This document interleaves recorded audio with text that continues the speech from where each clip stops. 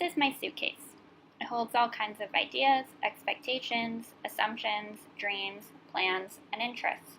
And these change pretty significantly over the course of my time on the Kibbutz Lotan Green Apprenticeship program. So what am I leaving behind after this journey? And what am I taking with me?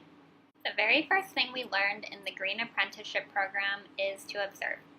We spent the first 20 minutes of our lesson just observing, going into the garden and looking around. Why?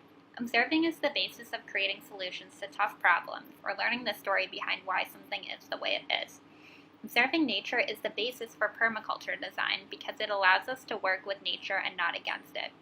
And I quickly made the connection that it is the basis for our work with Hillel, since we first and foremost need to observe the community and work with students' needs and desires.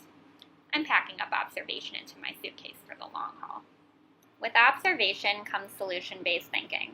By seeing solutions instead of problems, we can begin to craft the world we want to see. It's easy when doing social justice work to see the multitude of problems that exist and just seem to keep getting bigger.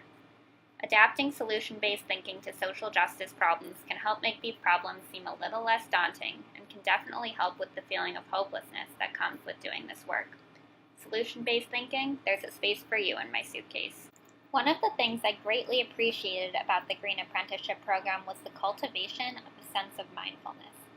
Everything we did was done with intention, and this was something I definitely want to bring back into my life. We would walk around the kibbutz as constant observers, truly trying to understand the community and the natural world around us. When eating, I learned to eat with mindfulness to cultivate a sense of gratefulness from where my food came from. With mindfulness comes solution-based thinking, and this is exactly how I want to go into my next year at Hillel. I'm so excited for all these new concepts in my suitcase, so I'm going to need to leave a few of the old ones behind. Firstly, waste. Very quickly, we learned that there's no such thing as waste. In fact, our first lesson was on composting, on repurposing our food to become soil. Our society encourages us to create so much waste, so I want to work against that and find creative ways to use waste for good. I'm also going to leave behind consumption. Our society is obsessed with consumption. It encourages us to buy and buy and buy, producing more waste and more problems throughout the world, and less connection to community and the earth around us.